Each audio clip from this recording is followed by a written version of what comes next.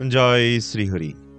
মহাভারত কথার অনুরাগী সকল শ্রোতাবৃন্দকে জানায় আমার সশ্রদ্ধ প্রণাম।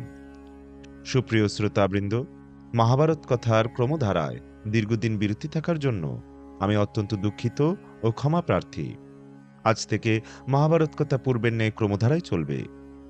এখন থেকে একটি করে অধ্যায় নয়, কতগুলো অধ্যায় একত্রিত করে একটি ভিডিও দেবার সিদ্ধান্ত নেওয়া হলো। আশা করি আপনাদের ভালো লাগবে। আর আপনারা যদি পূর্বের ন্যায় শুধু একটি করে অধ্যায় শ্রবণ করতে চান, তাহলে তা কমেন্ট করে জানাবেন। তো আসুন, আজ আমরা শ্রবণ করব মহাভারতের আদি পর্বের ২০ থেকে ৪৪ অধ্যায়ে বর্ণিত যযাতি ও দেবযানীর কাহিনী। খুবই অনুপম এই পৌরাণিক কাহিনী সকলেরই জানা উচিত, তাই সবাইকে মনোযোগ সহকারে শ্রবণ করার অনুরোধ রইল। তার আগে অমৃত কাদম্বিনী চ্যানেলটি সাবস্ক্রাইব না করলে এখনই সাবস্ক্রাইব করুন আর নিত্য মহাভারত কথা শ্রবণ করুন। হরি ওম তৎসৎ। পরাশরাচার্যবচ সরজমমলম গীতার্থ গন্ধৎকট্টম নানা খানক কেসরম হরিকথা সম্মোদনাবুধীতম লোকে সজ্জন সটপदैरहरः পিপীয়মানো মুদা ভুয়াদ ভারত পঙ্কজম কলিমল প্রদংশিন শ্রেয়সী। অর্থাৎ মহর্ষি পরাশরের পুত্র ব্যাসদেবের বাক্যরূপ সরোবরজাত হরিকথা প্রসঙ্গ দ্বারা প্রস্ফুটিত নানা আখ্যানরূপ কিশোরযুক্ত যে পদ্মের মধু এই জগতে সজ্জনরূপ ভ্রমরগণ অহরহর পান করেন, কলিকালের কুলুষনাশক গীতারূপ তীব্র সুগন্ধযুক্ত অমল মহাভারত রূপ সেই পদ্ম আমাদের কল্যাণের কারণ হোক। নারায়ণম নমস্কৃত্য নরম চৈব নরোত্তমম দেবীম সরস্বতীম ব্যাসম তত জয়মত ধীরে। অন্তর্যামী নারায়ণ স্বরূপ ভগবান শ্রীকৃষ্ণ, তার সখা অর্জুন, তার লীলা প্রকটকারিণী ভগবতী সরস্বতী এবং তার প্রবক্তা ভগবান ব্যাসকে নমস্কার করে অধর্ম এবং অশুভ শক্তির পরাভবকারী মহাভারত গ্রন্থের পাঠ আরম্ভ করা হল। ওম নমো ভগবতে বাসুদেবায়। মহাভারতের আদি পর্বের ২০ অধ্যায় কচ ও দেবযানীর কাহিনী। জনমেজয় জিজ্ঞাসা করলেন, ব্রহ্মণ, আমাদের পূর্বপুরুষ যযাতি ব্রহ্মা থেকে দশম পুরুষ ছিলেন। তিনি শুক্রাচার্যের কন্যা দেবযানীকে কি করে বিবাহ করলেন? তিনি তো ব্রাহ্মণ বংশীরা ছিলেন। এই ঘটনা কিভাবে ঘটল? আপনি আমাকে তা বিস্তারিতভাবে বলুন। বৈশম্পায়ন বললেন, জনমেজয়, আপনার পূর্বপুরুষ রাজা যযাতি শুক্রাচার্য এবং বৃষপর্বার কন্যাদের কি করে বিবাহ করলেন তা শ্রবণ করুন। সেই সময় দেবতা এবং অসুরগণ ত্রিলোকের অধিকার পাবার জন্য নিজেদের মধ্যে যুদ্ধ করছিলেন। দেবতারা বিজয় লাভের জন্য আঙ্গিরস বৃহস্পতিকে এবং অসুরেরা ভার্গব শুক্রকে নিজ নিজ গুরুরূপে বরণ করেছিলেন। এই দুই ব্রাহ্মণও নিজেদের মধ্যে একে অপরকে অতিক্রম করার চেষ্টা করতেন। যুদ্ধে যখন দেবতারা অসুরদের বধ করেছিলেন, তখন শুক্রাচার্য তার বিদ্যার সাহায্যে তাদের জীবিত করেছিলেন। কিন্তু অসুরেরা যে দেবতাদের মেরে ফেলেছিলেন, বৃহস্পতি তাদের জীবিত করতে পারেননি, কারণ শুক্রাচার্য সঞ্জীবনী মন্ত্র জানতেন, বৃহস্পতি জানতেন না। এতে দেবতাগণ খুব দুঃখিত হয়েছিলেন। তারা ভয় পেয়ে বৃহস্পতির জ্যেষ্ঠ পুত্র কচের কাছে গিয়ে তাকে অনুরোধ করে বললেন, ভগবান, আমরা আপনার শরণাগত, আপনি আমাদের সাহায্য করুন। অমিত তেজস্বী বিপ্রবর শুক্রাচার্য যে সঞ্জীবনী বিদ্যা জানেন, আপনি সেই বিদ্যা শীঘ্রই আয়ত্ত করুন। আমরা আপনাকে যজ্ঞের ভাগীদার করে নেব। শুক্রাচার্য আজকাল বৃষপর্বার নিকট অবস্থান করছে। দেবতাদের অনুরোধে কচ শুক্রাচার্যের কাছে গিয়ে আবেদন করলেন, আমি মহর্ষি অঙ্গিরার পুত্র এবং দেবগুরু বৃহস্পতির পুত্র কচ, আপনি আমাকে আপনার শিষ্য করে নিন। আমি সহস্র বৎসর আপনার কাছ থেকে ব্রহ্মচর্য পালন করব। আপনি আমাকে স্বীকার করুন।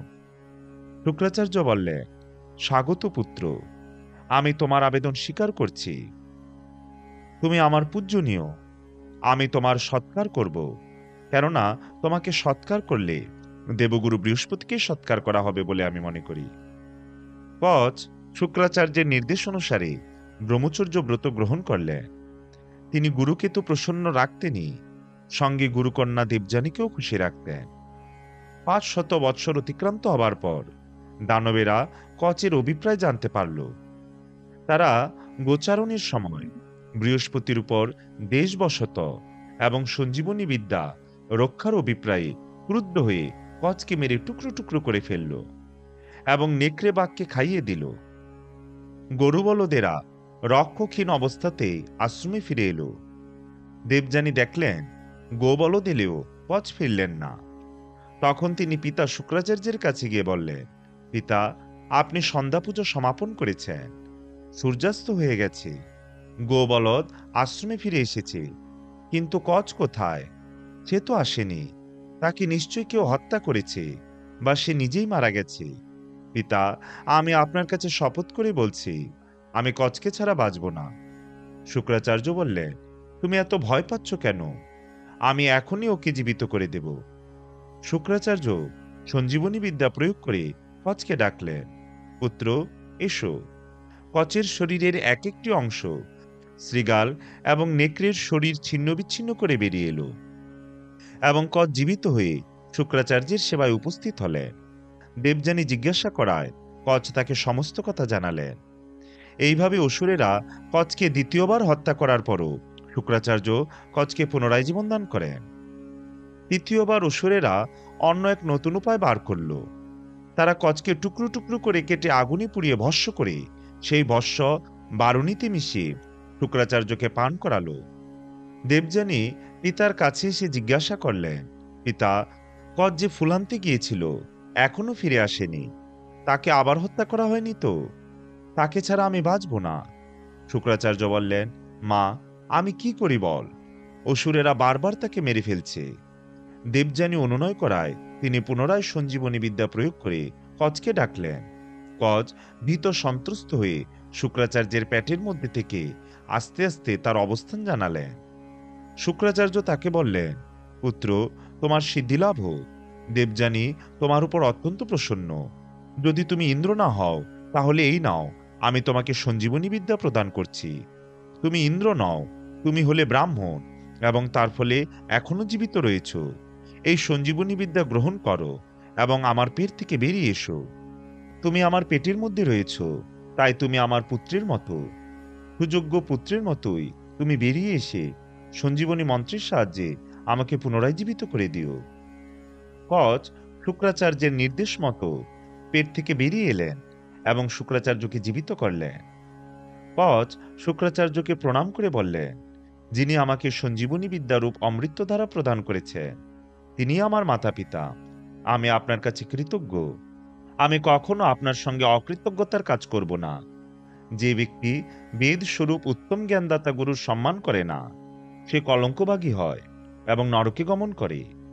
শুক্রাচার্য যখন জানতে পারলেন যে তাকে ছলনা করে কচের বর্ষসহ বারণী সুরাপান করানো হয়েছিল, তখন তিনি অত্যন্ত ক্রুদ্ধ হলেন এবং ঘোষণা করলেন, এখন থেকে জগতে কোনো ব্রাহ্মণ যদি সুরাপান করেন তাহলে তিনি ধর্মভ্রষ্ট হবেন এবং তার ব্রহ্মহত্যার পাপ হবে। ইহলোকে সে কলঙ্কিত তো হবেই, পরলোকেও কিছু পাবে না। হে ব্রাহ্মণ, দেবগণ এবং মনুষ্য সন্তান, সতর্ক হয়ে শোনো। আজ থেকে আমি ব্রাহ্মণদের ধর্ম এবং মর্যাদা সুনিশ্চিত করে দিলাম। কচ সঞ্জীবনী বিদ্যা লাভ করে সহস্র বৎসর পূর্ণ হওয়া পর্যন্ত তার কাছেই ছিলেন। সময় পূর্ণ হলে শুক্রাচার্য তাকে স্বর্গে যাবার আদেশ দেন। কচ যখন সেখান থেকে রওনা হওয়ার জন্য প্রস্তুত, তখন দেবযানী কচকে বললেন, ঋষিকুমার, তুমি সদাচার, কৌলিন্য, বিদ্যা, তপস্যা এবং জিতেন্দ্রিয়তার উজ্জ্বল আদর্শ। আমি তোমার পিতাকে নিজের পিতার মতো মান্য করেছি। গুরুগৃহে থাকাকালীন তোমার সঙ্গে আমি যে ব্যবহার করেছি তা বলার প্রয়োজন নেই। এখন তুমি স্নাতক হয়েছ, আমি তোমাকে ভালোবাসি, তোমার সেবিকা। তুমি আমাকে বিধিসম্মতভাবে বিবাহ করো। কচ বললেন, ভগিনী, ভগবান শুক্রাচার্য তোমার মতো আমারও পিতা। তুমি আমার পূজ্যনিয়া। যে গুরুদেবের শরীর থেকে তোমার জন্ম, তার শরীরে আমিও বাস করেছি। ধর্ম অনুসারে তুমি আমার ভগ্নী। আমি তোমার স্নেহপূর্ণ ছত্রছায়ায় অত্যন্ত স্নেহের সঙ্গে ছিলাম। আমাকে গৃহে ফিরে যাবার অনুমতি দাও ও আশীর্বাদ করো। মাঝে মাঝে আমার কথা স্মরণ করো এবং সাবধানে আমার গুরুদেবের সেবা করো। দেবযানী বললেন, কচ, আমি তোমার কাছে প্রেমভিক্ষা করেছিলাম। তুমি যদি ধর্ম এবং কামসিদ্ধির উদ্দেশ্যে আমাকে অস্বীকার করো তাহলে তোমার এই সঞ্জীবনী বিদ্যা সিদ্ধ হবে না। কজ বললেন, ভগ্নী, আমি গুরুকন্যা বলেই তোমাকে অস্বীকার করেছি, অন্য কোনো দোষের জন্য নয়। গুরুদেবও আমাকে তেমন কোনো নির্দেশ দেননি। তোমার যদি ইচ্ছা হয় আমাকে অভিশাপ দাও, আমি তোমাকে এই ঋষি ধর্মের কথাই বলেছি। আমি তোমার শাপের যোগ্য নই। তবু দেবযানী কজকে শাপ দেওয়ায় কজ বললেন, তুমি ধর্ম অনুসারে নয়, কামবশত শাপ দিয়েছ। তোমার কামনা কখনো পূর্ণ হবে না। কোনো ব্রাহ্মণ কুমার তোমার পানি গ্রহণ করবেন না। আমার বিদ্যা সফল না হলে কি হবে? আমি যাকে শেখাবো তার বিদ্যা তো সফল হবে। এই কথা বলে কজ স্বর্গে চলে গেলে। দেবতাগণ তাদের গুরু বৃহস্পতি এবং তার পুত্র কজকে অভিনন্দন জানালেন, কজকে যজ্ঞের হোতা করলেন এবং যশস্বী হবার বর দিলেন। মহাভারতের আদি পর্বের ১বিংশতিতম অধ্যায়, দেবযানী ও শর্মিষ্ঠার কলহ এবং তার পরিণাম। বৈশম্পায়ন বললেন, জনমেজয়, কচ সঞ্জীবনী বিদ্যায় সিদ্ধ হওয়ায় দেবতারা অত্যন্ত আনন্দিত হলেন। তারা কচের কাছে সেই বিদ্যা শিখে নেওয়ায় উপকৃত হল। দেবতারা এবার একত্রিত হয়ে ইন্দ্রের উপর চাপ সৃষ্টি করতে লাগলেন অসুরদের আক্রমণ করার জন্য। ইন্দ্র আক্রমণ করলেন। পথে এক উপবন ছিল। সেই উপবনে বহু নারী সরোবরের জলে স্নান করছিলেন। ইন্দ্র বায়ুরূপে সরোবরের তীরে রাখা সকল বস্ত্র এক জায়গাতে নিয়ে মিশিয়ে রাখলেন। কন্যা ও নারীগণ যখন স্নান করে উঠলেন, তখন অসুররাজ বৃষপর্বার কন্যা শর্মিষ্ঠা ভ্রমবশত তাদের গুরুকন্যা দেবযানীর পোশাক পরিধান করে ফেললেন। বস্ত্রগুলি যে মিশে গেছে শর্মিষ্ঠা তা বুঝতে পারেননি। দেবযানী খুব রেগে গেলেন। তিনি বললেন, একে তো তুমি অসুর কন্যা, তার উপর তুমি আমার শিষ্যা। তুমি আমার পোশাক পরলে কোন সাহসে? তুমি আচারভ্রষ্ট হয়েছ, এর ফল অত্যন্ত খারাপ হবে। শর্মিষ্ঠাও ক্রুদ্ধ হয়ে বললেন, বাহ, তোমার বাবাও সর্বদা আমার পিতাকে সমীহ করে চলেন, সিংহাসনের নিচে দাঁড়িয়ে স্তুতি করে থাকেন, তোমার এত অহংকার। দেবযানী প্রচন্ড ক্রুদ্ধ হয়ে শর্মিষ্ঠার পোশাক ধরে টানতে লাগলেন। তাইতে দুর্বুদ্ধি শর্মিষ্ঠা দেবযানীকে ধাক্কা দিয়ে কুয়োর মধ্যে ফেলে দিয়ে নগরে ফিরে গেলে। কিছুক্ষণ পর রাজা যযাতি শিকার করতে সেই পথ দিয়ে যাচ্ছিলেন। তিনি পরিশ্রান্ত হয়ে জলপান করার জন্য কুয়োটির কাছে গেলেন। কুয়োতে জল ছিল না। যযাতি দেখলেন এক সুন্দরী নারী কুয়োতে পড়ে আছে। তিনি জিজ্ঞাসা করলেন, সুন্দরী, তুমি কে? কুয়োতে কিভাবে পড়লে? দেবযানী উত্তর দিলেন, আমি মহর্ষি শুক্রাচার্যের কন্যা। দেবতারা যখন অসুরদের বধ করেন, তখন আমার পিতা সঞ্জীবনী মন্ত্রের সাহায্যে তাদের জীবনদান করেন। আমি যে এই বিপদে পড়েছি তা উনি জানেন না। আপনি আমার দক্ষিণ বাহু ধরে আমাকে এখান থেকে উদ্ধার করুন। আপনাকে দেখে আমার মনে হচ্ছে যে আপনি কুলীন, শান্ত, বলশালী এবং যশস্বী। আপনার কর্তব্য হলো আমাকে এই কুয়ো থেকে বাইরে আনা। ব্রাহ্মণ কন্যা জেনে যযাতি তাকে কুয়ো থেকে তুলে আনলেন এবং তার অনুমতি নিয়ে রাজধানীতে ফিরে গেলেন।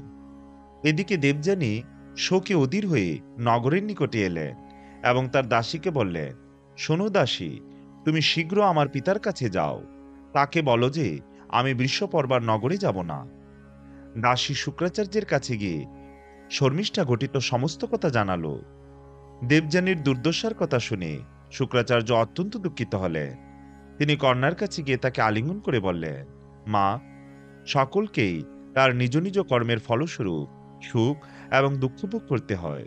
মনে হয় তুমিও কিছু অনুচিত কর্ম করেছ, যার জন্য তোমাকে এই প্রায়শ্চিত্ত করতে হলো। দেবযানী বললেন, পিতা, এটি প্রায়শ্চিত্ত হোক বা না হোক, আমাকে একটা কথা বলুন। বৃষপর্বার কন্যা ক্রোধে রক্তচক্ষু করে রুক্ষ স্বরে আমায় যে বলল, তোর বাপ আমাদের স্তুতি করে, ভিক্ষা চায়, প্রতিগ্রহ নেয়, তার কথা কি ঠিক? যদি ঠিক হয় তাহলে আমি এখনই শর্মিষ্ঠার কাছে গিয়ে ক্ষমা চেয়ে তাকে সন্তুষ্ট করব। শুক্রাচার্য বললেন, মা, তুমি স্তাবক, ভিখারি বা দান গ্রহণকারীর কন্যা নও। তুমি এই পবিত্র ব্রাহ্মণের কন্যা, যে কখনো কারো স্তুতি করে না, বরং সকলেই তাকে স্তুতি করে। বৃষপর্বা, ইন্দ্র এবং রাজা যযাতি এসব কথা জানেন। অচিন্তনীয় ব্রাহ্মণত্ব এবং নির্দ্বন্দ্ব ঐশ্বর্যই আমার বল। ব্রহ্মা প্রসন্ন হয়ে আমাকে এই বল দিয়েছেন। ভূলোক এবং স্বর্গলোকে যা কিছু আছে আমি সবকিছুরই স্বামী। আমিই প্রজাহিতের উদ্দেশ্যে বর্ষার সৃষ্টি করি এবং আমিই বৃক্ষাদির পোষণ করি। আমি এই কথা সত্য করে বলছি। তারপরে শুক্রাচার্য দেবযানীকে বোঝাতে লাগলেন, যে ব্যক্তি নিজের নিন্দা শুনে বিচলিত হয় না, সে প্রকৃতপক্ষে বিশ্বজয়ী হয় জানবে। যে জ্বলন্ত ক্রোধকে ঘোড়ার মতো বশ করে, সেই সত্যকার সারথি। যে ব্যক্তি ক্রোধকে ক্ষমার দ্বারা শান্ত করে, সেই সত্যকার পুরুষ। যে ক্রোধকে দাবিয়ে রেখে নিন্দা সহ্য করে এবং অন্যে বিরক্ত করলেও দুঃখিত হয় না, সে সব পুরুষার্থের অধিকারী হয়। একজন ব্যক্তি যদি শত বৎসরব্যাপী যজ্ঞ করেন এবং অন্যজন কোনো কিছুতে ক্রোধ না করেন, তাহলে এদের মধ্যে যিনি ক্রোধ করেন না, তিনিই শ্রেষ্ঠ। অবোধ বালকেরা নিজেদের মধ্যে ঝগড়া মারামারি করে, কিন্তু যারা বুদ্ধিমান তাদের এইরূপ করা উচিত নয়। দেবযানী বললেন, আমার জ্ঞান যত কমই হোক, তবুও ধর্ম ও ধর্মের পার্থক্য বুঝি। ক্ষমা এবং নিন্দার সবলতা ও দুর্বলতা আমার জানা আছে। হিতাকাঙ্ক্ষী গুরুর শিষ্যের দৃষ্টতা ক্ষমা করা উচিত নয়। সেই জন্য আমি এই ক্ষুদ্র বিচার সম্পূর্ণদের সঙ্গে আর থাকতে রাজি নই। যারা কারো সদাচার ও কৌলীন্য নিন্দা করে, আমি তাদের মধ্যে বাস করতে রাজি নই। সেখানেই থাকা উচিত যেখানে সদাচার ও কৌলীন্যের প্রশংসা হয়। দেবযানীর কথা শুনে কোনো কিছু বিচার বিবেচনা না করে শুক্রাচার্য বৃষপর্বার সভাস্থলে গেলেন এবং ক্রোধান্বিত হয়ে বললেন, রাজন, যে অধর্ম করে সে যদি তৎক্ষণাৎ তার ফল নাও পায়, পরে তাকে তার ফল ভুগতেই হয়। একে তো তোমরা সেবাপরায়ণ বৃহস্পতির পুত্র কচকে বধ করেছ, তারপরে আবার আমার কন্যাকেও বধ করার চেষ্টা করেছ। আমি আর এই দেশে থাকতে পারবো না। আমি তোমাকে ছেড়ে চলে যাচ্ছি। তুমি হয়তো ভাবছো যে আমি বৃথাই এইসব বলছি, তাই অপরাধ করা বন্ধ না করে তুমি ক্রমশ অবজ্ঞাই করে চলেছ। বৃষপর্বা বললেন, ভগবান, আমি কখনো আপনাকে মিথ্যাবাদী বা অধার্মিক বলে মনে করিনি। আপনাতে সত্য এবং ধর্ম প্রতিষ্ঠিত। যদি আপনি আমাকে পরিত্যাগ করে যান, তাহলে আমি সমুদ্রে প্রাণ বিসর্জন দেব। আপনি ছাড়া আমার আর কেউ নেই। শুক্রাচার্য বললেন, দেখো রাজা, তুমি সমুদ্রে ডুবে মরো অথবা দেশান্তরী হও, আমি আমার প্রিয় কন্যার অপমান সহ্য করতে পারবো না। আমার কন্যাই আমার প্রাণ। তুমি যদি ভালো চাও তাহলে তাকে প্রসন্ন করো। বৃষপর্বা দেবযানীর কাছে গিয়ে বললেন, দেবী, তুমি প্রসন্ন হও। তুমি যা চাইবে আমি তাই দেব। দেবযানী বললেন, 1000 দাসীর সঙ্গে শর্মিষ্ঠা আমার সেবা করবে। আমি যেখানে যাব সেখানেই সে যেন আমার অনুগমন করে। বৃষপর্বা শর্মিষ্ঠার কাছে এই খবর পাঠালেন। সংবাদদাত্রী গিয়ে জানালো, বৃষপর্বা বলে পাঠিয়েছেন, কল্যাণী, এসো, নিজের জাতির কল্যাণ করো। শুক্রাচার্য তার শিষ্যদের ছেড়ে চলে যাচ্ছেন। তুমি এসে দেবযানীর মনোবাসনা পূর্ণ করো। শর্মিষ্ঠা বললেন, ঠিক আছে, আমি রাজি। আচার্য এবং দেবযানী এখান থেকে যেন চলে না যান। আমি ওদের সকল ইচ্ছেই পূর্ণ করব। শর্মিষ্ঠা দাসীর বেশে দেবযানীর কাছে গিয়ে বললেন, আমি এখানে এবং তোমার শ্বশুরালয়ে গিয়েও তোমার সেবা করব। দেবযানী বললেন, কেন? আমি তো তোমার পিতার ভিক্ষা প্রত্যাশী, স্তাবক এবং প্রতিগ্রহ গ্রহণকারীর কন্যা, এবং তুমি রাজকন্যা। এখন আমার দাসী হয়ে থাকবে কি করে? শর্মিষ্ঠা বললেন, আমি আমার বিপদগ্রস্ত জাতির কথা ভেবেই তোমার দাসী হতে রাজি হয়েছি। বিবাহের পরেও আমি তোমার সঙ্গে গিয়ে তোমার সেবা করব। তখন দেবযানী সন্তুষ্ট হয়ে পিতার সঙ্গে নিজেদের আশ্রমে ফিরে এলেন। মহাভারতের আদি পর্বের দ্বাবিংশতি অধ্যায়। যযাতির সঙ্গে দেবযানীর বিবাহ, শুক্রাচার্যের অভিশাপ এবং পুরুর যৌবন দান। বৈশম্পায়ন বললেন, জনমেজয়, একদিন দেবযানী তার দাসীগণ এবং শর্মিষ্ঠার সঙ্গে সেই উপবনে ক্রীড়ার জন্য গেলেন। তারা যখন বিহার করছিলেন, তখন নহুষনন্দন রাজা যযাতি সেখানে এসে উপস্থিত হলেন। তিনি খুব পরিশ্রান্ত ও পিপাসার্ত ছিলেন। দেবযানী, শর্মিষ্ঠা এবং দাসীদের সেখানে দেখে তিনি জিজ্ঞাসা করলেন, দাসী পরিবৃত হয়ে উপবিষ্ট আপনারা দুজন কে? দেবযানী উত্তর দিলেন, আমি দৈত্যগুরু মহর্ষি শুক্রাচার্যের কন্যা, আর এ হলো আমার সখী দাসী। দৈত্যরাজ বৃষপর্বার কন্যা আমার সেবার জন্য সর্বক্ষণ আমার সঙ্গে থাকে। নাম শর্মিষ্ঠা। আমি আমার সব দাসী ও শর্মিষ্ঠা সহ আপনাকে বরণ করছি। আপনাকে আমি সখা ও স্বামীরূপে স্বীকার করছি। আপনিও আমাকে স্বীকার করুন। আপনার কল্যাণ হোক। যযাতি বললেন, শুক্রনন্দিনী, তোমার কল্যাণ হোক, কিন্তু আমি তোমার যোগ্য নই। তোমার পিতা কোন ক্ষত্রিয়ের সঙ্গে তোমার বিবাহ দেবেন না।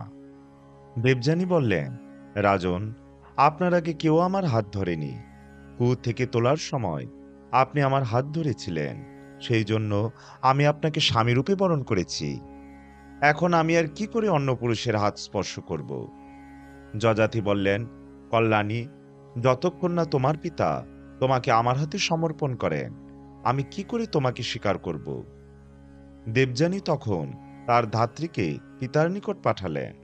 তার মুখে সমস্ত বিবরণ শুনে শুক্রাচার্য রাজা যযাতির কাছে এলেন। যযাতি শুক্রাচার্যকে প্রণাম করে হাত জোড় করে তার সামনে দাঁড়ালেন। দেবযানী বললেন, পিতা, ইনি নহুষনন্দন রাজা যযাতি। আমি যখন কুয়োতে পড়েছিলাম তখন ইনি আমার হাত ধরে টেনে তুলেছিলেন। আমি আপনার কাছে বিনীতভাবে প্রার্থনা জানাচ্ছি যে এর সঙ্গে আপনি আমার বিবাহ দিন। আমি একে ছাড়া আর কাউকে বিবাহ করতে পারবো না।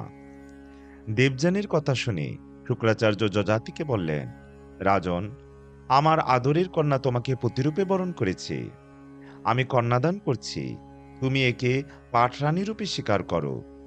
যযাতি বললেন, মহর্ষি, আমি ক্ষত্রিয়। ব্রাহ্মণ কন্যাকে বিবাহ করলে আমার বর্ণসংকর দোষ লাগবে। আপনি কৃপা করে আমাকে এমন বর দিন যাতে এই মহাদোষ আমাকে স্পর্শ না করে। শুক্রাচার্য বললেন, তুমি এই সম্বন্ধ স্বীকার করে নাও, কোনো চিন্তা করো না, আমি তোমার পাপ নাশ করে দিচ্ছি। তুমি আমার কন্যাকে পত্নীরূপে স্বীকার করে ধর্মপালন করো এবং সুখভোগ করো। পুত্র, বৃষপর্বার কন্যা শর্মিষ্ঠাও তোমার সঙ্গে যাবে, কিন্তু তুমি কখনো তাকে শয্যাসঙ্গিনী করো না। তারপর শাস্ত্রবিধি মতে দেবযানীর সঙ্গে যযাতির বিবাহ সুসম্পন্ন হল। দেবযানী, শর্মিষ্ঠা এবং দাসীদের নিয়ে যযাতি রাজধানীতে ফিরে গেলেন। যযাতির রাজধানী অমরাবতীর মতো সুদৃশ্য ছিল। রাজধানীতে এসে রাজা যযাতি দেবযানীকে রাজ অন্তঃপুরে অধিষ্ঠিত করলেন এবং তার সম্মতি নিয়ে অশোক বাটিকার কাছে শর্মিষ্ঠা এবং দাসীদের জন্য একটি বাড়ি নির্মাণ করে তাদের অন্নবস্ত্রের সুব্যবস্থা করে দিলেন। রাজকার্য করতে করতে অনেক বছর পার হয়ে গেল। সময় মতোই দেবযানীর গর্ভে পুত্র জন্ম নিল। একবার রাজা দৈবক্রমে অশোক বাটিকার পাশ দিয়ে যাচ্ছিলেন। সেখানে শর্মিষ্ঠাকে দেখে তিনি দাঁড়িয়ে পড়লেন। রাজাকে একান্তে দেখে শর্মিষ্ঠা তার কাছে এসে হাত জোড় করে বললেন, চন্দ্র, ইন্দ্র, বিষ্ণু, যম এবং বরুণের মহলে যেমন কোনো নারী সুরক্ষিত থাকে, এখানে আমার প্রতি কেউই কুদৃষ্টি দিতে পারবে না। আপনি তো আমার রূপ, কুল, শীল সবই জানেন। এখন আমার ঋতুর সময়। আমি আপনার কাছে ঋতুর সফলতার জন্য অনুরোধ করছি। আপনি আমার এই প্রার্থনা স্বীকার করুন।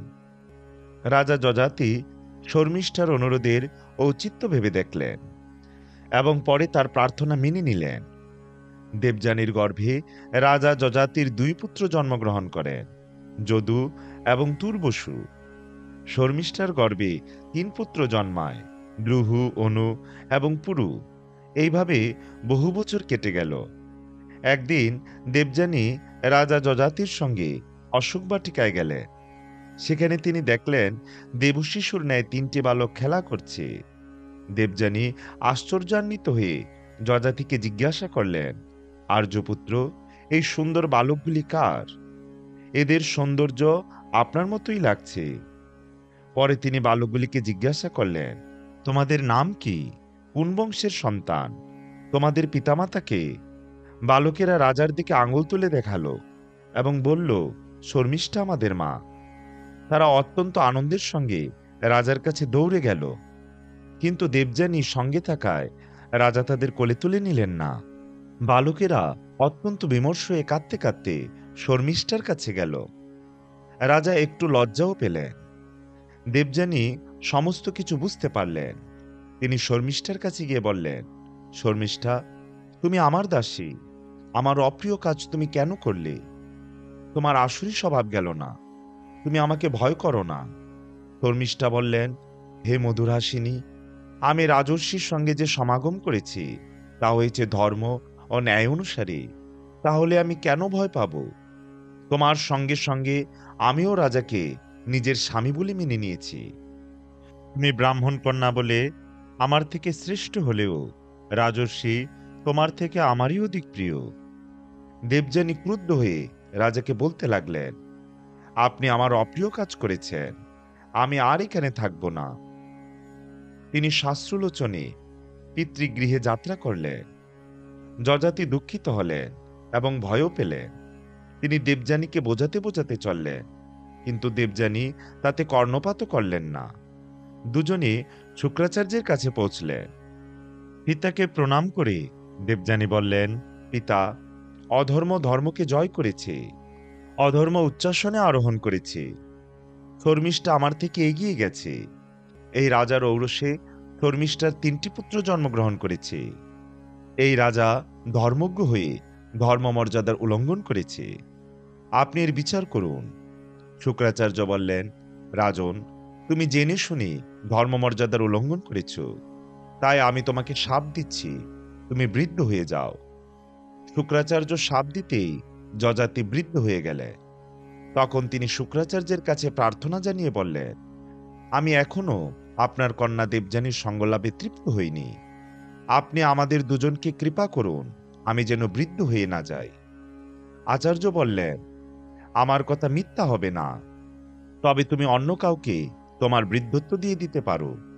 যযাতি বললেন, ভগবান, আপনি আদেশ দিন, যাতে যে পুত্র আমাকে তার যৌবন দিয়ে বৃদ্ধত্ব গ্রহণ করবে সেই আমার রাজ্য, পুণ্য এবং যশের ভাগীদার হবে।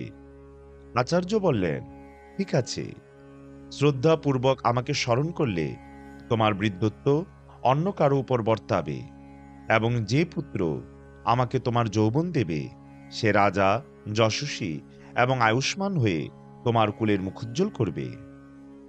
রাজা যযাতি রাজধানীতে ফিরে এসে প্রথমেই যদুকে ডেকে বললেন, আমি বৃদ্ধ হয়ে গেছি, সারা দেহে বলিরেখা দেখা দিয়েছে, চুল সাদা হয়ে গেছে, কিন্তু আমার ভোগবাসনার আকাঙ্ক্ষা এখনো মেটেনি।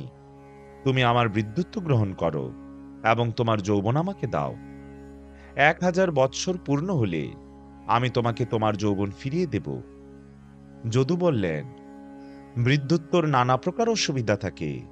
তখন ঠিকমতো খাওয়া দাওয়া করা যায় না, শরীর দুর্বল হয়ে যায়, চুল সাদা হয়ে যায়, সারা দেহে কুঞ্চন দেখা দেয়, কোনো শক্তি বা আনন্দ থাকে না, যুবক যুবতীরা অবহেলা করে।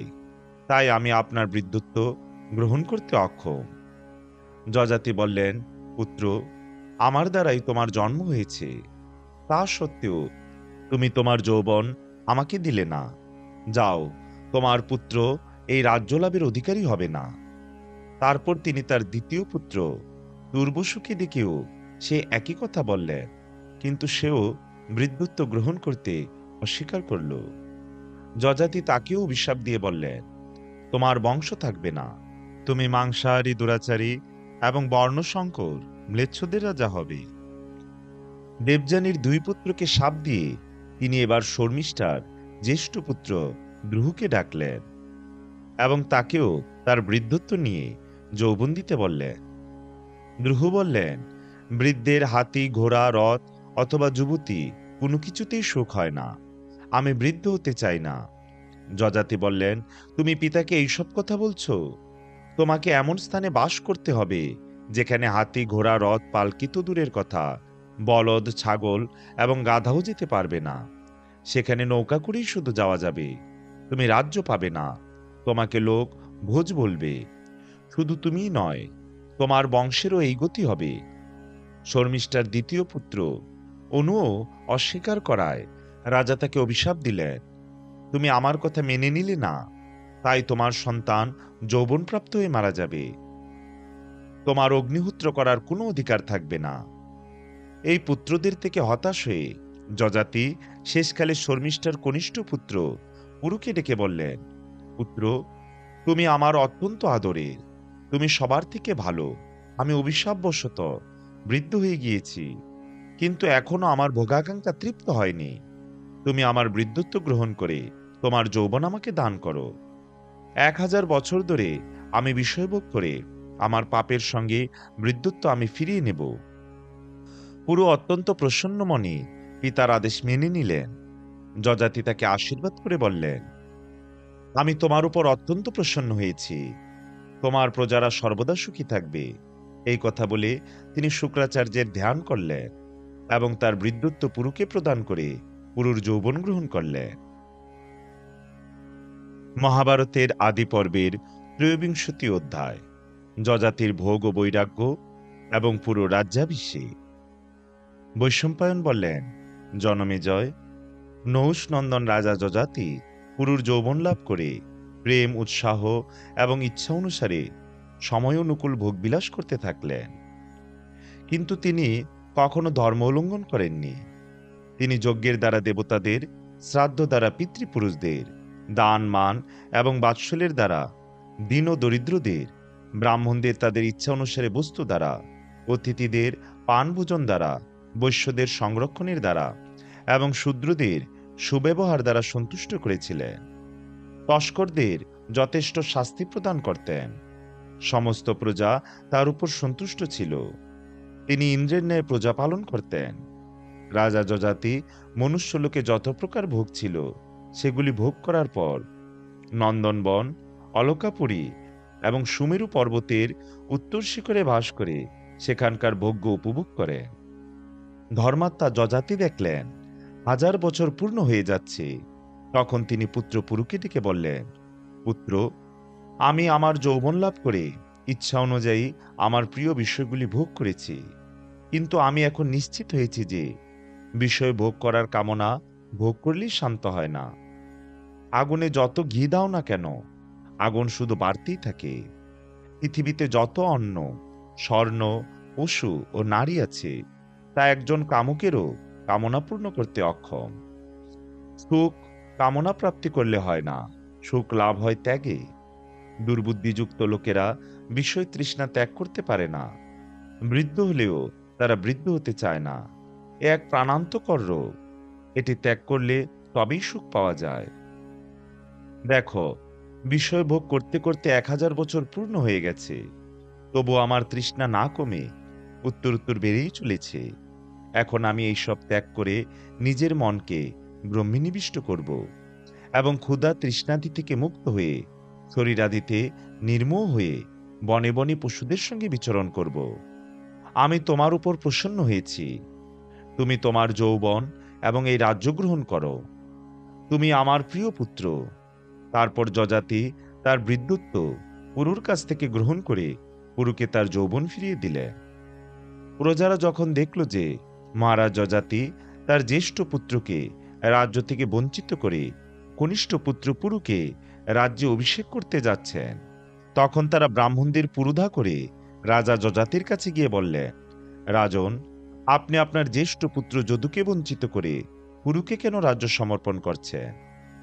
আমরা আপনাকে সচেতন করতে এসেছি, আপনি ধর্ম রক্ষা করুন। যযাতি বললেন, আপনারা সকলে মনোযোগ দিয়ে শুনুন। এক বিশেষ কারণে আমি যদুকে রাজা করতে পারছি না। কারণ জ্যেষ্ঠ পুত্র যদু আমার নির্দেশ পালন করেনি। যে পুত্র তার পিতার আদেশ অবমাননা করে, সৎপুরুষের চোখে সে পুত্র হতে পারে না।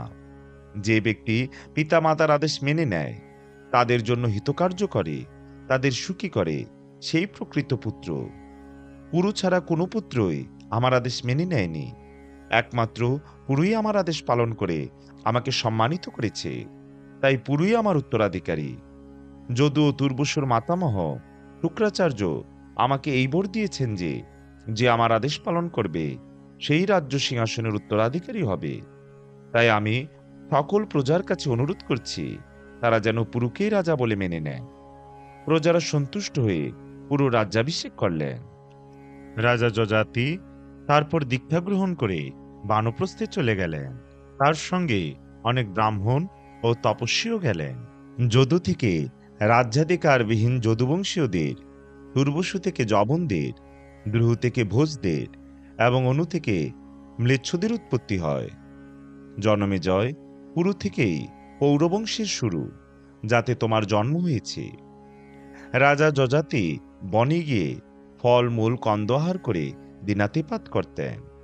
তিনি মন ও ক্রোধকে বশে এনেছিলেন। তিনি প্রত্যহ দেবতা ও পিতৃপুরুষের আরাধনা এবং অগ্নিহোত্র করতেন। ক্ষেতের থেকে শস্য আহরণ করে তাই রন্ধন করে অতিথি সৎকার করতেন। পরে যজ্ঞাদির শেষে নিজের ক্ষুধা নিবৃত্তি করতেন। এইভাবে 1000 বৎসর অতিক্রান্ত হল। 30 বছর ধরে তিনি মন ও বাক্যকে নিজের অধীনে করে শুধু জল খেয়ে জীবন নির্বাহ করেছিলেন। 1 বৎসর না ঘুমিয়ে শুধু বায়ুপান করে কাটালেন। তারপর 1 বৎসর পঞ্চাগ্নির মধ্যে বসে কাটালেন। 6 মাস এক পায়ে দাঁড়িয়ে শুধু বায়ুপান করেছিলেন। তার পবিত্র কীর্তি ত্রিলোকে অভিহিত হল। দেহত্যাগের পর তার স্বর্গলাভ হয়।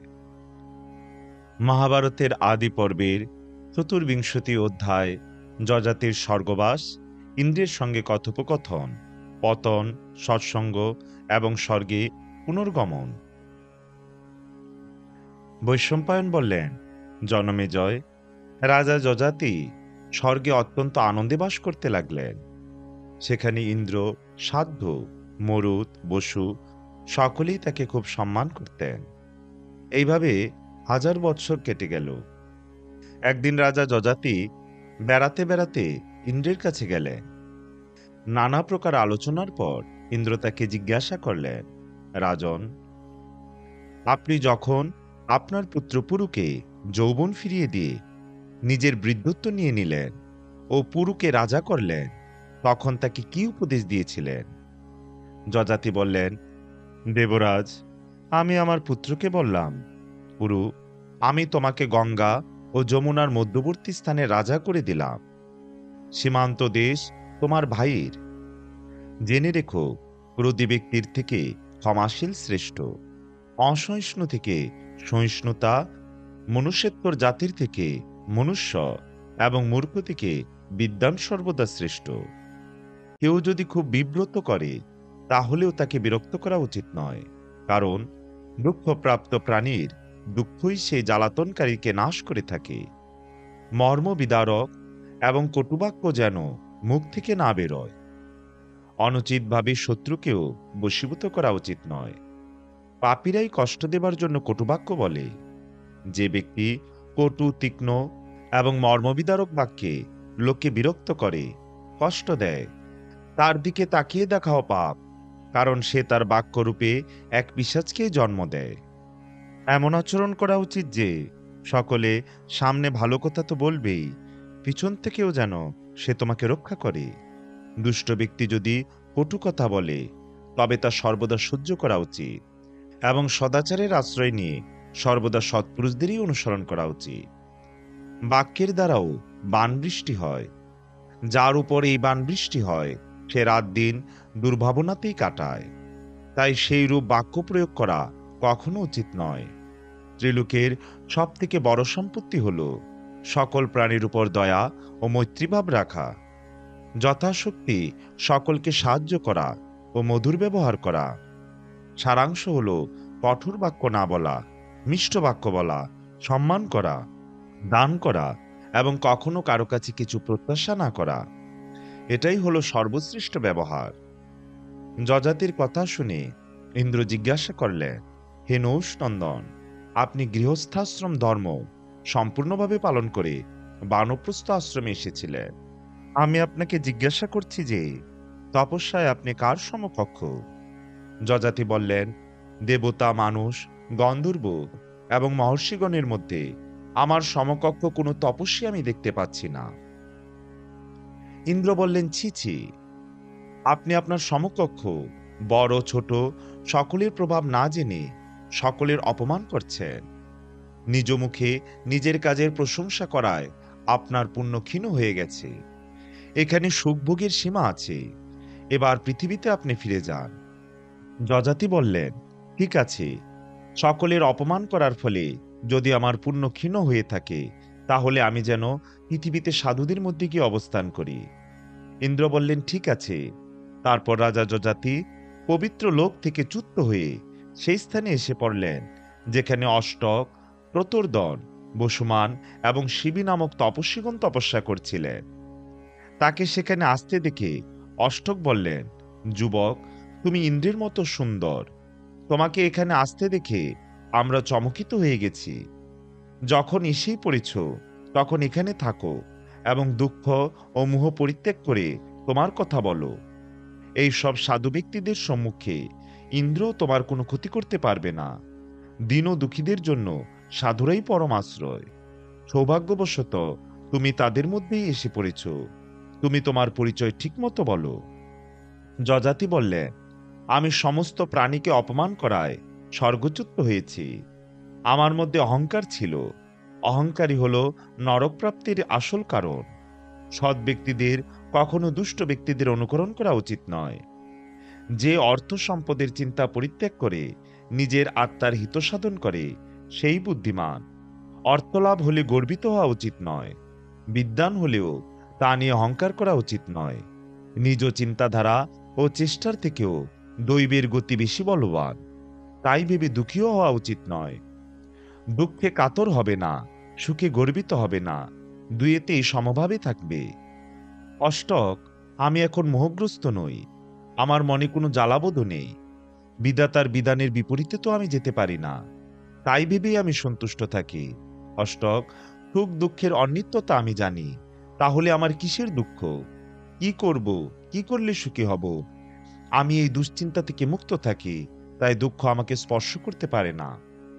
অষ্টক জিজ্ঞাসা করলেন, আপনি তো নানা লোকে বাস করেছেন এবং আত্মজ্ঞানী নারদের মতো আপনার কথাবার্তা। আপনি বলুন, প্রধানত কোন কোন লোকে আপনি ছিলেন?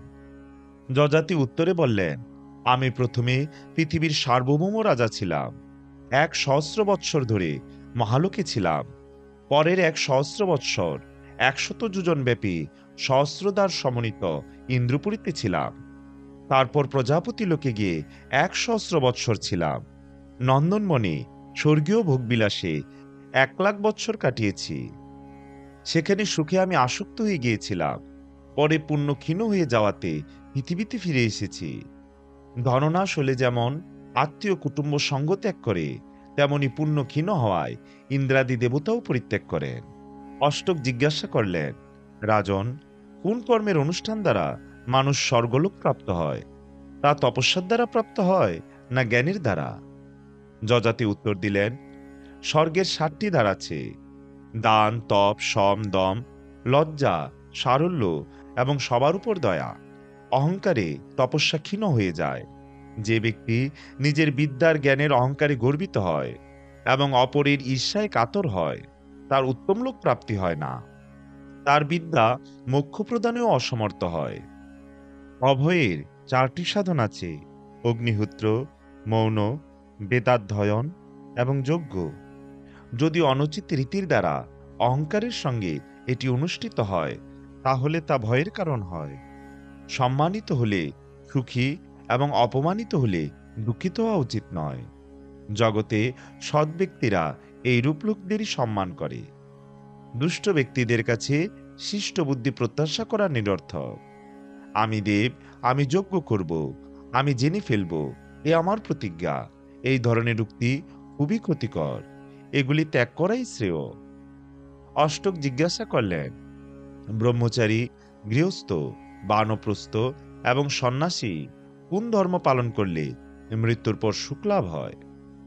যযাতি বললেন, যে ব্রহ্মচারী আচার্যের নির্দেশ অনুসারে অধ্যয়ন করে, গুরুকে সেবা করার জন্য যাকে আদেশ দিতে হয় না, যে আচার্যের ঘুম ভাঙার আগে জেগে যায় এবং আচার্য ঘুমোবার পরে ঘুমোতে যায়, যার স্বভাব মিষ্ট, যে জিতেন্দ্রিয়, ধৈর্যশালী, সাবধানী এবং প্রমাদরহিত, সে শীঘ্রই সিদ্ধি লাভ করে। যে ব্যক্তি ধর্মানুকূল ধন লাভ করে যজ্ঞ করে, অতিথি সেবা করে, কাউকে কোনো বস্তু দিয়ে ফেরত চায় না, সেই সত্যিকার গৃহস্থ।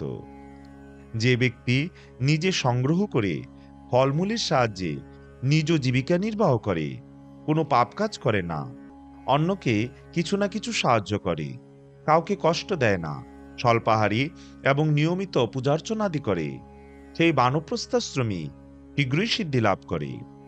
যে ব্যক্তি কলা কৌশল, ভাষণ, চিকিৎসা, কারিগরি ইত্যাদি দ্বারা জীবিকা নির্বাহ করে না, সদ্গুণাবলীযুক্ত, জিতেন্দ্রীয়, আসক্তিহীন, পরবাসী নয়, নানা দেশে ভ্রমণকারী, সেই সত্যকার সন্ন্যাসী। এইরূপ নানা কথাবার্তার পর যযাতি বললেন, দেবতারা খুবই তাড়া দিচ্ছে, আমি এখন এখান থেকে আরো নিচে পতিত হব। ইন্দ্রের বরে আমি আপনাদের মতো সৎ ব্যক্তিদের সঙ্গপ্রাপ্ত হয়েছি। অষ্টক বললেন, স্বর্গে আমার যত লোক প্রাপ্ত হওয়ার আছে, অন্তরিক্ষে অথবা সুমেরু পর্বতের শিখরের উপর, পুণ্যকর্মের ফলস্বরূপ আমার যেখানে যাওয়ার কথা, সে সবই আমি আপনাকে প্রদান করছি, আপনার আর পতন হবে না। যযাতি বললেন, আমি তো ব্রাহ্মণ নই, দান গ্রহণ করব কিভাবে? আমি নিজে এই প্রকার দান অনেক করেছি। প্রতর্দন বললেন, আমার অন্তরিক্ষ অথবা স্বর্গলোক যা যা প্রাপ্ত হওয়ার ছিল সে সব আপনাকে দিলাম, আপনি পতিত না হয়ে পুনরায় স্বর্গে গমন করুন। যযাতি বললেন, কোনো রাজাই তার সমকক্ষ কোনো ব্যক্তির থেকে দান গ্রহণ করতে পারে না। ক্ষত্রিয় হয়ে দান নেওয়া অত্যন্ত অধর্ম। কোনো শ্রেষ্ঠ ক্ষত্রিয় আজ পর্যন্ত এরূপ কাজ করেনি, তাহলে আমি কি করে সেরূপ কাজ করতে পারি? বসুমান বললেন, রাজন, আমার সমস্ত লোক আপনাকে দিচ্ছি, আপনি যদি দান মনে করে এটি নিতে ইতস্তত করেন, তবে একটি তৃণের বদলে সব কিনে নিন। যযাতি বললেন, এই সব কেনাবেচা তো সর্বভাবেই মিথ্যা, আমি এরূপ মিথ্যাচার কখনো করিনি, কোনো সৎ ব্যক্তি এই প্রকার কাজ করতে পারে না, আমি কি করে করব? শিবি বললেন, আমি ঔশিনর শিবি, আপনি কেনাবেচা করতে যদি রাজি না থাকেন, তাহলে আমার পুণ্যফল স্বীকার করুন, আমি আপনাকে উপহার স্বরূপ দিচ্ছি, আপনি না নিলেও এটি আর ফেরত নেব না। যযাতি বললেন, আপনি অত্যন্ত প্রভাবশালী, কিন্তু আমি অন্যের পুণ্যফল ভোগ করতে পারি না। অষ্টক বললেন, মহারাজ, আপনি একজনের পুণ্যফল যদি নিতে না চান, তাহলে সকলের একত্রে যে পুণ্যফল তাই স্বীকার করুন, আমরা আপনাকে সমস্ত পুণ্যফল দিয়ে নরকে যেতেও প্রস্তুত।